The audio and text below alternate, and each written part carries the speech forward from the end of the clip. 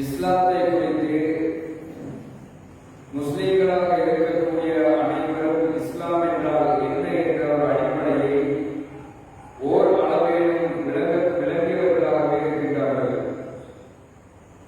முஸ்லிம்களாக இருக்கக்கூடியவர்கள் இறைவனும் அவனது தூதர் ஸல்லல்லாஹு அலைஹி வஸல்லம் அவர்கள் காட்டித் தந்த அடிப்படையில் சில அடிப்படையான செய்திகளை தெரிந்து கொள்ள வேண்டும் என்பதற்காக இந்த உரையினை அமைத்துக் கொள்ளலாம் என்று ஆசைப்படுகிறேன். அல்லாஹ்வுடைய தூதர் ஸல்லல்லாஹு அலைஹி வஸல்லம் அவர்கள் உருவாக்கிய அந்த இஸ்லாமிய சமுதாயம் ஆரம்ப காலத்தில் மிகவும் சிரமமான ஒரு காலப்பகுதியில் வாழ்ந்தார்கள். அல்லாஹ்வுடைய தூதர் ஸல்லல்லாஹு அலைஹி வஸல்லம் அவர்கள் சொன்னார்கள், உங்களை வெள்ளை வெளியேற தெளிவான பாதையில் நான் விட்டுச் செல்கின்றேன். அதனுடைய இரவு பொழுதுகள் கூட பகலைப் போல வெண்மையாக இருக்கும். இஸ்லாத்தில் எந்த மூலத்தனமான விடயங்கள் அல்லது தெளிவில்லாத செயற்பாடுகள், தெளிவின்மையான விடயங்கள் இல்லை, எல்லாமே தெளிவாக சொல்லப்பட்டிருக்கிறது என்று அல்லாஹ்வுடைய தூதர் சொன்னார்கள். நபிகள் நாயகம் ஸல்லல்லாஹு அலைஹி வஸல்லம் அவர்களது ஆரம்ப காலப்பகுதியில் மக்காவிலே அவர்கள் பிரச்சாரம் செய்த ஆரம்ப காலங்களில் அவர்கள் இஸ்லாத்தை எத்தி வைப்பதற்கு பல்வேறு சிரமங்களை அனுபவித்தார்கள் என்பது நாங்கள் அனைவரும் அறிந்த விடயம். ஆனால் சில காலங்கள் செல்ல செல்ல இஸ்லாத்தினுடைய சாம்ராஜ்யம் மிகவுமே விரிந்த ஒன்றாக, யாரும் எண்ணி பார்க்க முடியாத அளவுக்கு கிஸ்ராவுடைய மன்னனுக்கு கூட இந்த செய்தி எட்டுகின்ற அளவுக்கு அல்லாஹ்வுடைய தூதருடைய அந்த பிரச்சாரம் இருந்தது. அல்லாஹ்வுடைய தூதருடைய பெயரை கேட்டால் இஸ்லாத்தினுடைய எதிரிகள் பயந்து நடுங்குகின்ற அளவுக்கு இஸ்லாத்தினுடைய வளர்ச்சி இருந்தது. இந்த காலங்களை தாண்டிய பின்னாடி அல்லாஹ்வுடைய தூதர் சஹாபாக்களை எல்லாம் அழைத்து வைத்து ஒரு செய்தியை சொல்கிறார்கள். அந்த சொல்ற செய்தியை பாருங்க. நபிகள் நாயகம் சஹாபாக்களை அழைத்து சொல்கிறார்கள், இன்றைக்கு நாங்கள் இஸ்லாத்தினுடைய மிகப்பெரிய வளர்ச்சியான காலத்திலே இருக்கிறோம்.